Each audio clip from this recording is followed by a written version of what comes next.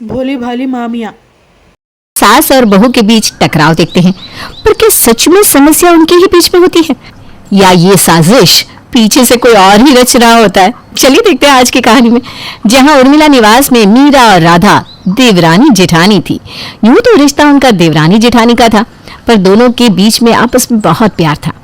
जहां राधा ऑफिस जाती तो वहीं मीरा ने पूरे घर की जिम्मेदारी अच्छे से संभाली हुई थी।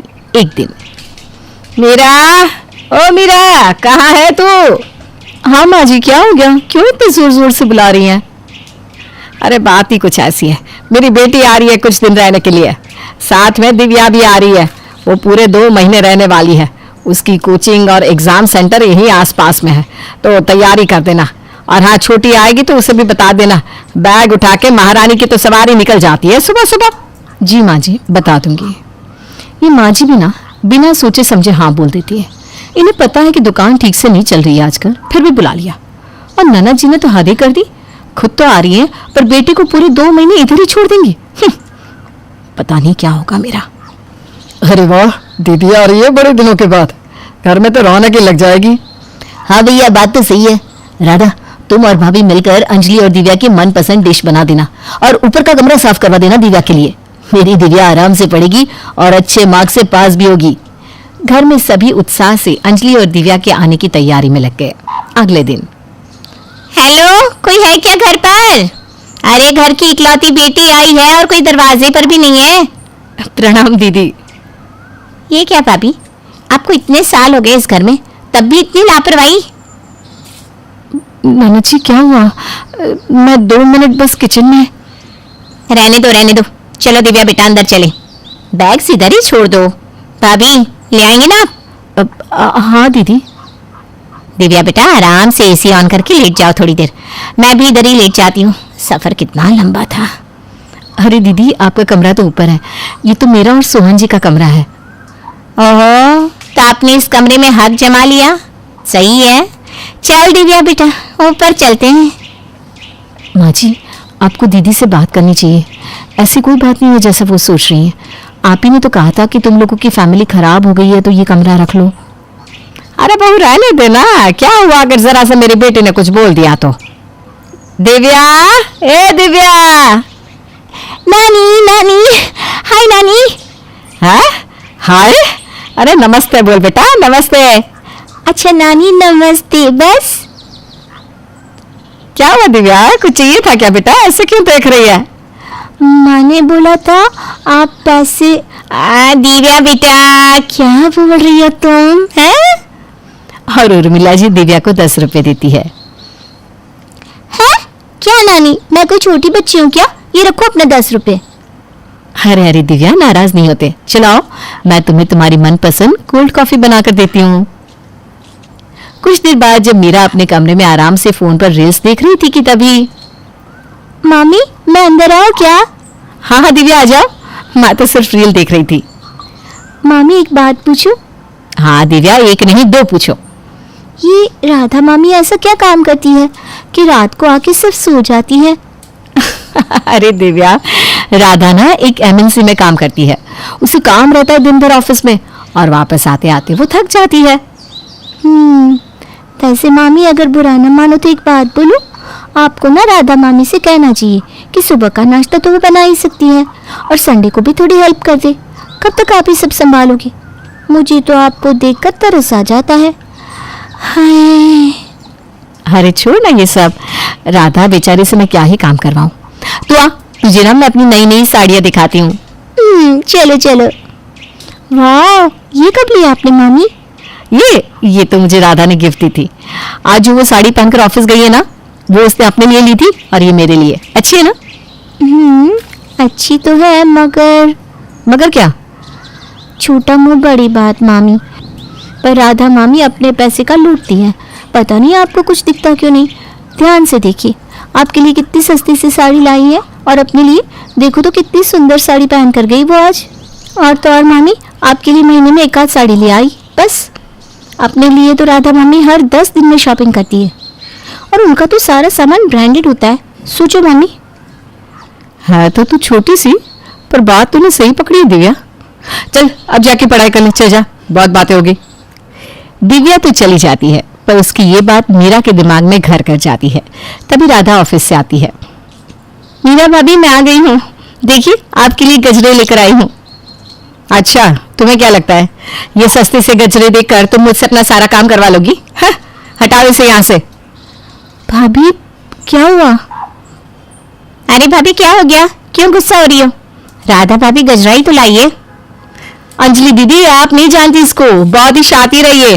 4 पैसे क्या कमा लिए, अपने आप को पता नहीं कहाँ की महारानी समझती है। सब दिखता है मुझे। और हाँ, आज से तुम अपना और अपने पति का खाना कपड़े खुद ही देख लेना, समझी? ये क्या हुआ? आज से पहले दीदी को कभी ऐसा नहीं देखा, पता नहीं किस बात पर गुस्सा है। मामी, क्या आप मेरी ये गणित हल करने में मदद करेंगी? हाँ, लाओ दिखाओ। क्या हुआ मामी, क्या आप मीरा मामी की बात अभी भी सोच रही हैं? हाँ दिव्या, अब तुमसे क्या छुपाऊं, तुम तो अब बड़ी हो गई हो, सब समझती हो। मैंने क्या कुछ नहीं किया इस घर के लिए, ताकि हम सब आराम से रहें। दिन रात एक कर दिया है ऑफिस में। अपने बच्चों को बड़ा होते हुए देखने का सुख भी नहीं मैं ले पाई, क्योंकि मैं ऑफिस में या फिर लैपटॉप पर काम ही करती रही या फिर प्रेजेंटेशन बनाती रही। भला ऐसी कौन सी माँ होगी जो अपने बच्चों के साथ समय बिताना ना चाहती हो? दुकान की इनकम भी कभी कम ज्यादा हो जाती है। ऐसे में इतने लोगों के खर्च के लिए एक स्टेबल इनकम की जरूरत है। तो बताओ, मैं क्या गलत कर रही हूँ नौकरी करके? पता नहीं भाभी ने मुझसे ऐसे बात क्यों की। सही कहा आपने मामी, आपकी कोई गलती नहीं है, शांत हो जाइए आप। वैसे मामी, नहीं कुछ नहीं। बोलो ना दिव्या, कोई बात है मन में तो बता दो मुझे। मामी, मुझे कहना तो नहीं चाहिए, पर मैं देखती हूँ मीरा मामी अपने बेटी चिंटू और आपकी बेटी पिंकी में ना बहुत फर्क करती है। ये तुम क्या कह रही हो दिव्या? ऐसा हो ही नहीं सकता। भाभी तो दोनों बच्चों को एक साथ एक ही ममता से पालती हैं। मामी, कहने को तो एक साथ है पर एक जैसा नहीं। पिंकी पे ज्यादा ध्यान नहीं देती पढ़ाई के समय, और खाना भी ना चिंटू को ज्यादा देती है। नहीं, मुझे तो यकीन ही नहीं हो रहा कि भाभी ऐसा कुछ करेंगी। कल से मैं अपनी बच्ची का ध्यान खुद ही रखूंगी। पिंकी, जल्दी तैयार हो जाओ, फिर मैं और पापा तुम्हें स्कूल छोड़ देंगे। अरे राधा, आज तुम दोनों पिंकी को छोड़ने जा रहे हो? अच्छा तो फिर ठीक है, चिंटू को भी जल्दी जल्दी तैयार कर देती हूँ। रहने दीजिए भाभी, आप चिंटू को भैया के साथ भेज देना। आज से पिंकी को मैं और रोहन जी छोड़ के आएंगे। और हाँ, उसका टिफिन भी कल से मैं खुद ही बना लूंगी। पिंकी, ये लो पैसा, आज कैंटीन में खा लेना। पर माँ, आज तो ताई जी ने मेरा पसंदीदा पास्ता बनाया है।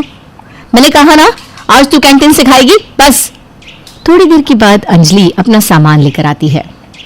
चलो जी, अपनी बेटी आपके हवाले करके जा रही हूँ, ख्याल रखना उसका। बेटा, अपना ख्याल रखना और मन लगा के काम करना। मेरा मतलब है मन लगा कर पढ़ना। हाँ हाँ माँ, अब चिंता मत करो। अब दिव्या अपनी मामियों के साथ काफी करीब हो जाती है और उनको एक दूसरे के खिलाफ भड़काती रहती है। एक दिन कमरे में अकेले, यूं तो मामियों के बीच में आग लगा ही दी है। काम और बच्चों की वजह से उनमें इतनी दरार तो आ गई है कि वो एक दूसरे की शक्ल भी नहीं दिखना चाहती। अब एक और चाल चलनी है दिव्या, फिर उसके बाद तेरा काम सेट हो जाएगा। अरे रोहन, तूने नया माल शर्मा जी को भेज दिया था क्या? हाँ भैया, उनका कॉल आया था तो मैंने फौरन भेज दिया। कह रहे थे कि उन्होंने आपको 4-5 बार कॉल किया था पर आपने उठाया नहीं। रोहन, कुछ भी करने से पहले पूछ तो लिया होता। दुकान का स्टॉक मैं संभालता हूँ। मैंने जानबूझकर उन्हें सामान नहीं दिया था क्योंकि पहले की पेमेंट बाकी थी। अरे तो क्या हो गया भैया, पेमेंट सारी साथ में आ जाएगी ना। रोहन, जब उसने पहले की पेमेंट नहीं की है तो भला अब वो पेमेंट कैसे करेगा और क्यों करेगा? हमारा और नुकसान करवा दिया तूने। भैया, आप इतना ओवर रिएक्ट क्यों कर रहे हैं? ऐसा क्या कर दिया मैंने? मैं तुझे बस इतना कह रहा हूँ कि तू पूछ तो लेता। अरे भैया, मैं कोई छोटा बच्चा नहीं हूँ कि आपसे सब पूछ पूछ कर करूँ। मेरी भी दुकान में बराबर की हिस्सेदारी है। याद रखना रोहन, ये दुकान मैं तुझसे पहले चला रहा हूँ और मुझे यहाँ पर ज्यादा पता है ग्राहकों के बारे में। बात बढ़ती ही जाती है और दोनों भाइयों की आवाज इतनी तेज हो जाती है कि उर्मिला जी भी वहां आ जाती हैं। अरे बंद करो, ये क्या चल रहा है ये सब? माँ, ये तो आप अपने लाडले से ही पूछो जो न जाने क्या करके आया है। बेटा रोहन, क्या हो गया? माँ, रहने दो, अब भैया के साथ कोई काम कर ही नहीं सकता। रोहन, तू ये कैसी बात कर रहा है बेटा? माँ, मैं सही कह रहा हूँ। अब भैया की बातें ना मेरे बर्दाश्त के बाहर हो गई है। माना कि मैं दुकान के अंदर नहीं बैठा हूँ, पर बाहर का सारा काम, ग्राहकों से रिलेशंस रखना, दूसरे डीलर्स को मिलना, बाजार में नया सामान ढूंढना, क्या ये कम काम होता है? ऐसी बात है तो ठीक है, कर देंगे दुकान के 2 हिस्से, फिर देखते रहना क्या करना है। सुनिए, आपको नहीं लगता आज कुछ ज्यादा ही हो गया? हाँ, मेरा बात तो काफी आगे बढ़ गई है, पर तुमने भी देखा ना वो कैसे बात कर रहा था, जैसे कि वही सब कुछ करता है। ऐसे तो उसने कभी मुझसे बात नहीं की। मैं भी कुछ दिनों से ये महसूस कर रही हूँ कि हम सब एक दूसरे से काफी कटे कटे रहने लगे हैं। जाने क्या हुआ है। दिव्या बेटा, तुम्हारी पढ़ाई कैसी चल रही है बेटा? पढ़ाई? ओ हाँ, पढ़ाई अच्छी चल रही है नानी। वैसे नानी, आपको दोनों मामियों में से कौन सबसे ज्यादा पसंद है? मेरे लिए तो दोनों बराबर की है, जैसे मेरी 2 आंखें। ओफो, ये नानी भी क्या बोर कर रही है। चलो इसे मसालेदार बनाते हैं। नानी, ये मेरा मामी कुछ ज्यादा ही घर का काम नहीं करती रहती? अरे पर बेटा, वो तो सच में बहुत काम करती है। हाँ करती तो है, पर झाड़ू पोछे के लिए तो काम वाली आती है। तो बचा ही क्या खाना बनाने का काम, वो तो ज्यादा नहीं होता। फिर किस बात का दिखावा करती है वो।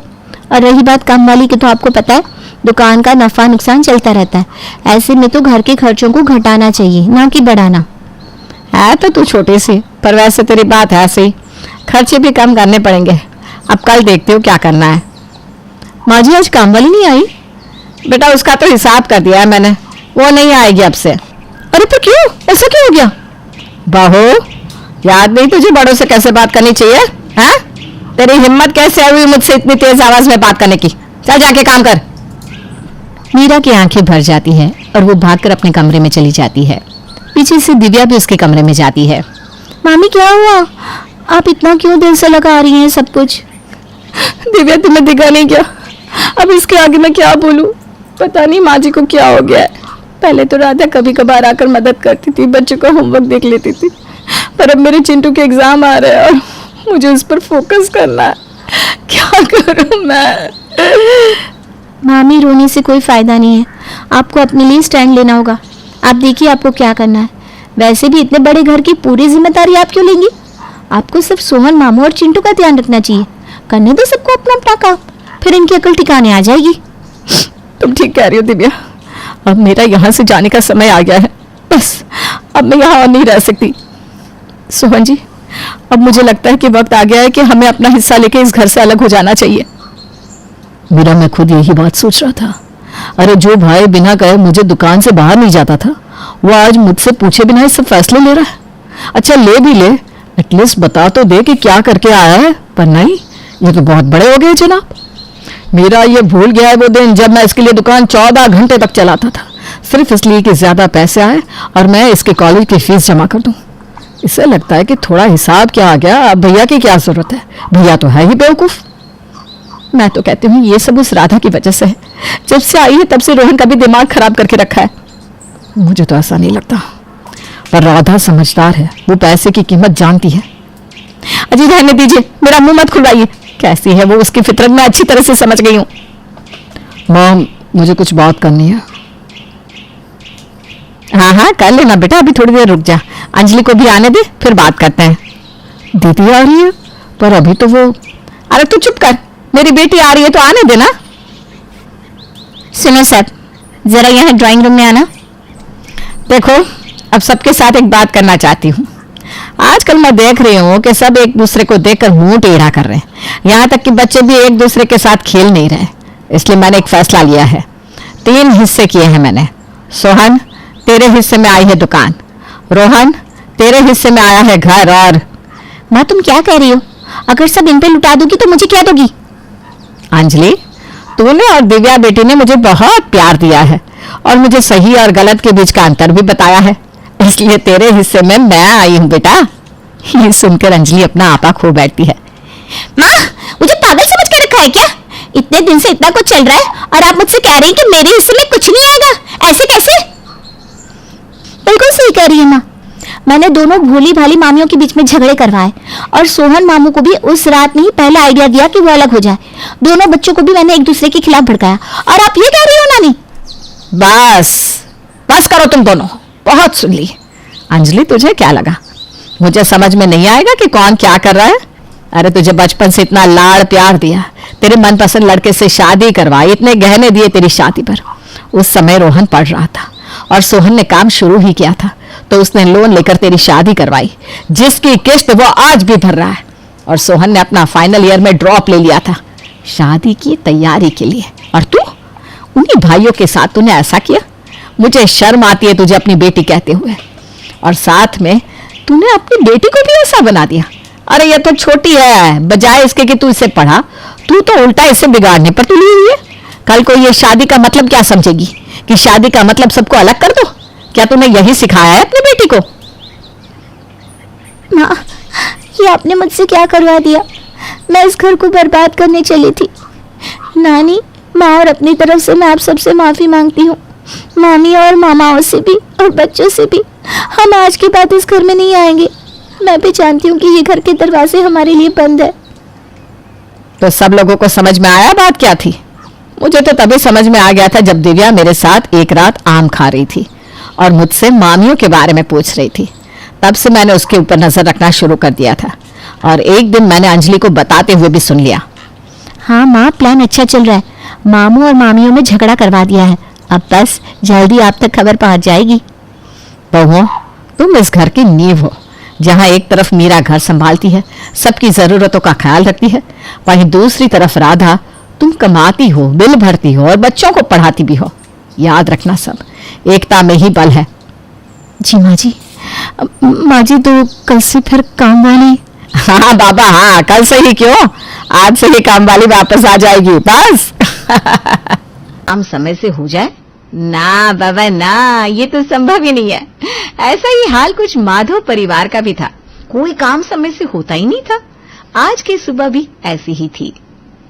अरे बहू उठ जा, 8 बज गया है। मनोज के ऑफिस जाने का समय हो गया है।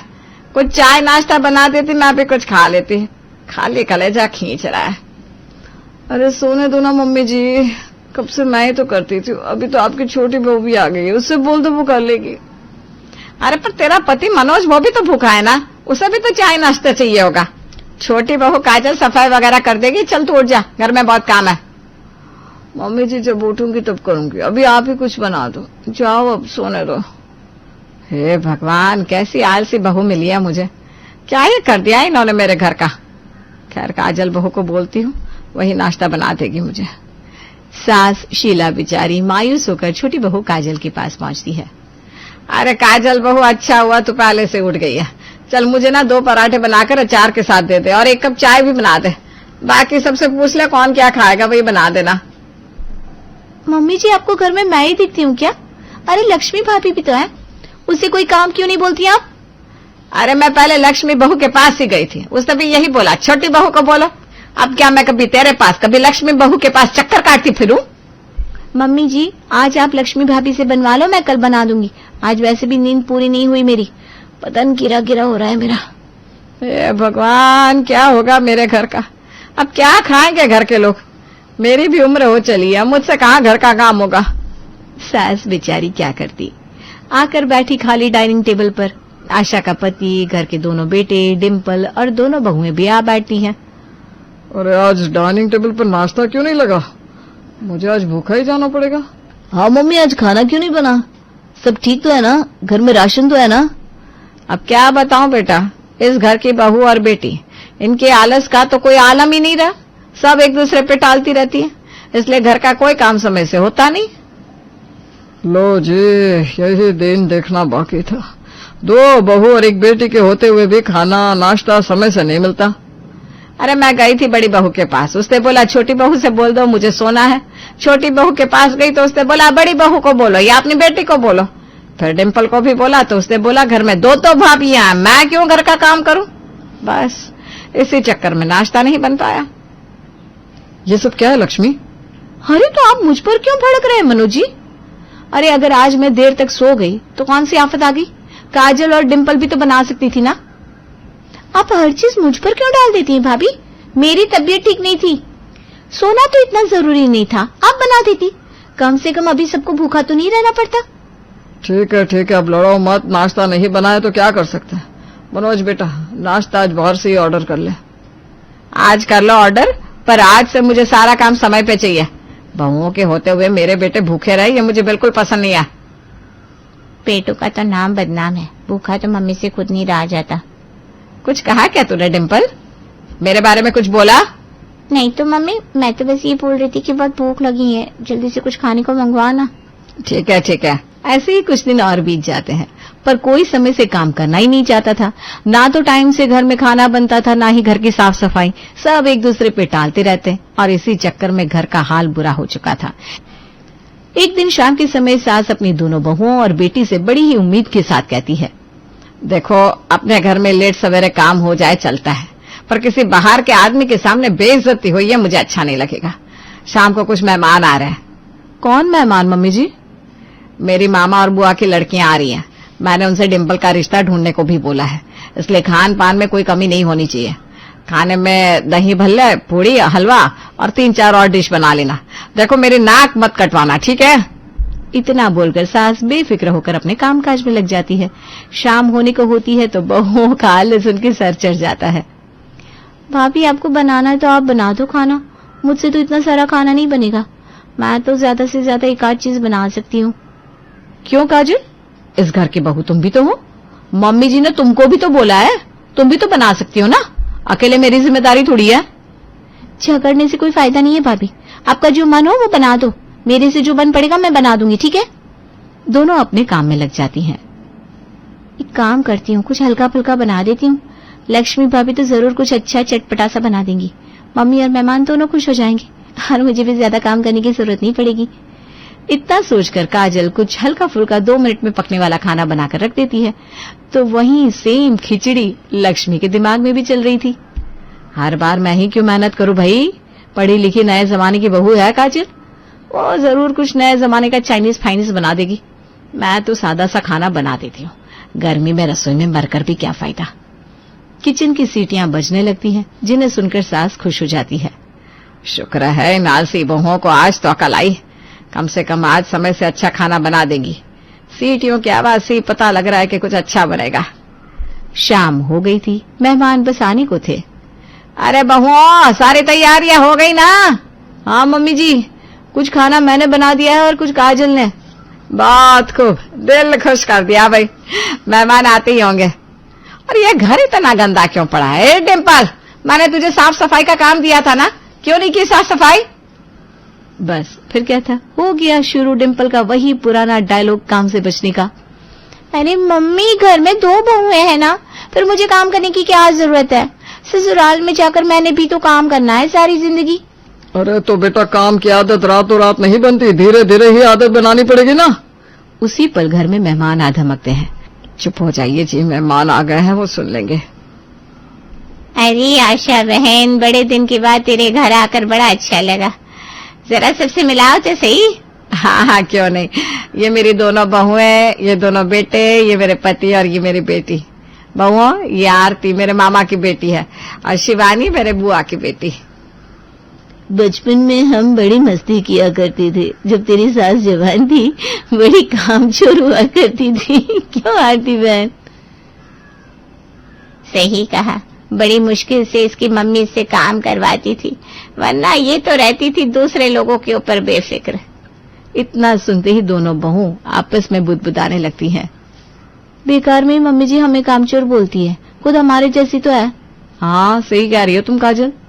ये सुनते ही सास बेचारी हड़बड़ा जाती है और जल्दी से बात बदलने की कोशिश करती है। भला अपनी बहुओं के सामने कोई अपनी इज्जत कम होते हुए देख सकता है क्या? अरे आरती बहन, तुम भी क्या बात लेकर बैठ गई? बहुत भूख लगी होगी ना, खाना लगवाती हूँ। मेरी बहुओं ने तुम लोगों के लिए 6 डिश बनाई है। क्या बोल रही हो बहन? क्या सच में तेरी बहुएं इतनी कमेरी है? और नहीं तो क्या, हल्के में ले रही हो शिवानी बहन? मेरी बहुएं तो हीरा है, हीरा। हर काम समय से पहले करती हैं, एक एक टाइम में 6 डिश बना डालती है और खाने के स्वाद का तो पूछो मत, इतना स्वाद कि मैं तो पूरा खाना ही खत्म कर देती हूँ। फिर तो तू बड़ी किस्मत वाली है आशा बहन, तुझे इतनी का मेरी बहू मिल गई। किस्मत वाली तो हूँ, तभी तो इतनी होशियार, समझदार, संस्कारी और काम करने वाली बहुएं मिली है। मैं तो ये सोचती हूँ कि ये ना होती तो मेरा क्या होता।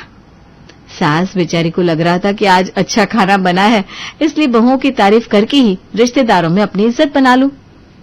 जल्दी से खाना लगवा दे आशा बहन, मैं तो बड़ी बेताब हूँ तेरी बहुओं के हाथ का बना खाना खाने को। अरे बहू क्या देख रही हो, दोनों अपनी बनाई हुई डिश लेकर आओ ताकि ये लोग खुद पता लगा सके कि आखिर कौन सी बहू ने ज्यादा स्वादिष्ट खाना बनाया है। जी मम्मी जी, बस अभी लाए। आप लोग डाइनिंग टेबल पर जाकर बैठिए। दोनों बहुएं अपना अपना बनाया खाना टेबल पर लगा देती है और उसे देखते ही सास और मेहमान दोनों के होश उड़ जाते हैं।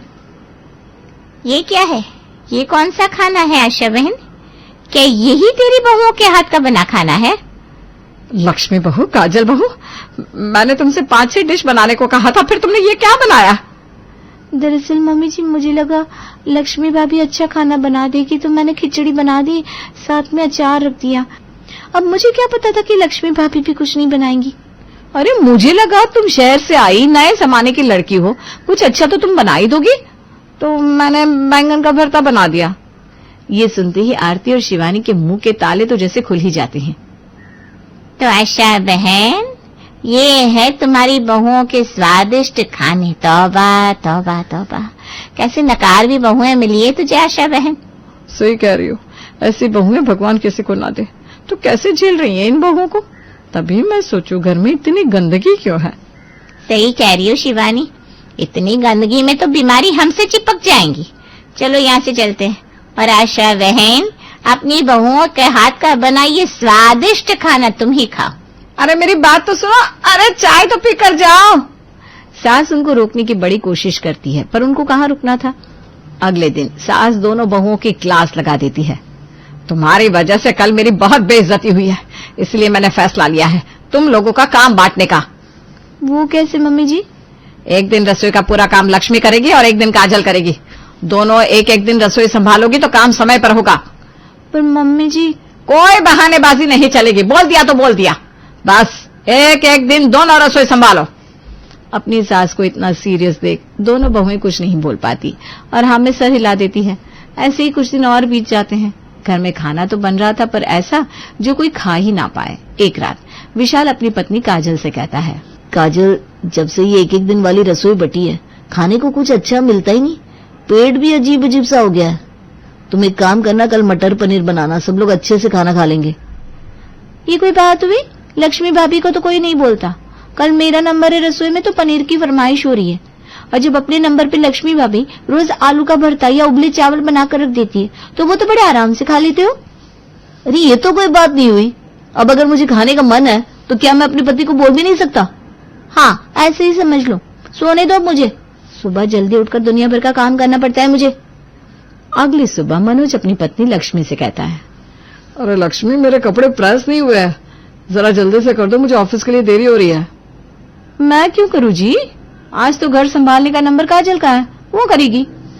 हे भगवान, क्या ही होगा हमारे घर की औरतों का। अब कपड़े पर प्रेस के लिए भाई की पत्नी को बोलूंगा मैं। तभी सास काजल के पास आती है। अरे काजल बहू, कुछ मेहमान आ रहे हैं, जरा खाने में कुछ अच्छा बना देना, और पिछली बार की तरह ना हो जैसे पहले मेरी नाक कटाती थी। ये आपकी बात सही नहीं है मम्मी जी। जब लक्ष्मी भाभी का नंबर होता है तब तो कोई मेहमान नहीं आता है। अब मेहमानों के आने न आने में मेरी गलती?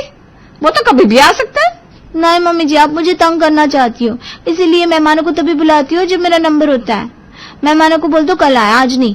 ऐसे भी आज मेरी तबीयत ठीक नहीं लग रही है। ये देखकर और सुनकर बेचारी सास ने अपना सर ही पकड़ लिया। हे भगवान, क्या करूं मैं तुम दोनों का। पहले एक दूसरे के ऊपर टालती थी काम, और जब मैंने दोनों की एक दिन रसोई बांध दी तो दोनों कल पर टाल देती हो। मेरे घर को तो चिड़ियाघर बनाकर रख दिया है, ना ढंग का खाना मिलता है, ना कपड़े प्रेस होते हैं, ना घर की सफाई होती है। करूं तो क्या करूं, मेहमानों को ही फोन करके मना कर देती हूँ। ऐसे ही कुछ दिन और बीत जाते हैं। बहुओं की आदतों में कोई फर्क नहीं आता। एक दिन सास अपनी पड़ोसन चित्रा के घर जाती है तो चौंक जाती है। अरे चित्रा बहन, तेरा घर तो एकदम साफ सुथरा है, शीशे की तरह चमक रहा है।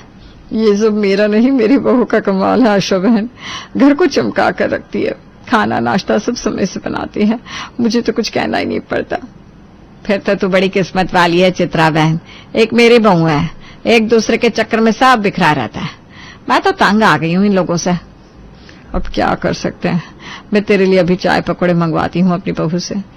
चाय पकौड़े खाकर सास बेचारी घर तो आ गई थी, पर वो किसी सोच में डूबी हुई थी। क्या हुआ मम्मी, तबीयत तो ठीक है ना? हाँ बेटा, मुझे क्या होना है, तू जरा दोनों बहुओं को और डिम्पल को बुला दे। ठीक है मम्मी। कुछ ही देर में पूरा परिवार इकट्ठा हो जाता है। क्या हुआ मम्मी जी, सबको एक साथ क्यों बुलाया? देखो, मुझे ये कहना है कि मैंने जो दोनों को एक एक दिन की रसोई बांटी है ना, उस सिस्टम को अब मैं खत्म करना चाहती हूँ। अब दोनों को एक एक दिन रसोई संभालने की कोई जरूरत नहीं है। बस फिर क्या था, ये खबर सुनते ही दोनों बहुएं खुश। इसका मतलब अब रसोई में काम नहीं करना पड़ेगा। क्या आप कोई काम वाली रख रही हो मम्मी जी? अगर ऐसा है तो ये तो बड़ी मजे की बात है, मजे से बैठकर खाएंगे नहीं? अपनी ख्वाबों की दुनिया से बाहर आओ और मेरी बात ध्यान से सुनो। अब से रसोई अकेले लक्ष्मी बहू संभालेगी। ये सुनते ही 440 वॉल्ट का झटका बेचारी लक्ष्मी को लगता है। लेकिन मम्मी जी, मैं अकेले कैसे, इतना काम होता है रसोई में? धैर्य रख बहू, रसोई अकेले तू ही संभालेगी और काजल बहू पूरे घर की साफ सफाई करेगी, कपड़े धोएगी और प्रेस करेगी। क्या मम्मी जी, इतने सारे कपड़े धोने, प्रेस करना, इतने बड़े घर की रोज रोज सफाई, ये मैं कैसे करूंगी? बहुत हो गई तुम लोगों की मनमानी। अगर तुम दोनों ये काम नहीं कर सकती तो तुम्हारे होने ना होने का कोई फायदा नहीं है। तुम अपने घर वापस जा सकती हो। ये सुनकर लक्ष्मी और काजल चुप हो जाती है। डिम्पल जोर से हंसने लगती है। थैंक गॉड, मैं तो बच गई। मैं तो मजे से बैठकर खाऊंगी सेठानी बनकर। अपनी तो मजे ही मजे, मजे ही मजे। इतना खुश होने की जरूरत नहीं है डिम्पल बेटा, है? बाहर से जो भी ग्रोसरी का सामान, दूध, सब्जियां लानी होती है वो तू लाएगी। देखो, अब मैंने सबका काम बांट दिया है। किसी ने भी अपना काम समय से नहीं किया तो मुझसे बुरा कोई नहीं होगा। सास अपना फैसला सुनाकर अपने कमरे में चली जाती है और बेचारी बहुएं घबराकर अपने अपने पतियों से शिकायत करने लगती है। मनोज जी, मैं अकेले कैसे संभालूंगी इतना काम, कितना सारा होता है। विशाल जी, मम्मी जी को समझाइए ना, मुझसे नहीं होगा इतना काम। तुम लोगों ने ही मम्मी को मजबूर किया है ये करने को, अब इसमें हम कुछ नहीं कर सकते। सही कहा, अब कम से कम समय से घर में सब काम तो हो जाएंगे। बस इसके बाद क्या, लग जाते हैं सब अपने अपने काम पर। आज करे या कल, जो काम जिसको मिला था करना तो उसको ही था। वो दोनों भीगी बिल्ली की तरह काम में लगी रहती और सास उनके मजे लेती। धीरे धीरे सारी चीज सही जगह पर आती जाती है। घर पे खाना समय से बनने लगता है। खाने में एक जगह की जगह 2-3 डिश होती है और घर की सफाई वो तो एकदम झगमगाने लगा था। कुछ महीने में उनके घर का माहौल एकदम परफेक्ट बन चुका था और बहुओं का सारा आलस छूमंतर हो गया था। अब लगता है ना मेरा घर एकदम जन्नत जैसा। पड़ोस की औरतें भी तारीफ कर करके जाती है। सही कहते हैं लोग, रसोई कोई एक ही चला सकती है, 2-4 में कोई काम समय से नहीं होता। सही कहा मम्मी जी, आलस से सब बिगड़ जाता है। अब घर का ये माहौल हमें भी अच्छा लगने लगा है। अब किसी काम में आलस ही नहीं आता, क्योंकि पता होता है ना ये काम हमें ही करना है। सही कहा भाभी, गंदगी और गलत खान पान की वजह से सबकी सेहत भी खराब हो रही थी। अब हमारा परिवार एक परफेक्ट परिवार है। थैंक यू मम्मी जी, ये सब आपकी वजह से हो पाया। बस फिर क्या, सास ने थोड़ी सासगिरी दिखाई और बहुएं आ गई लाइन पे।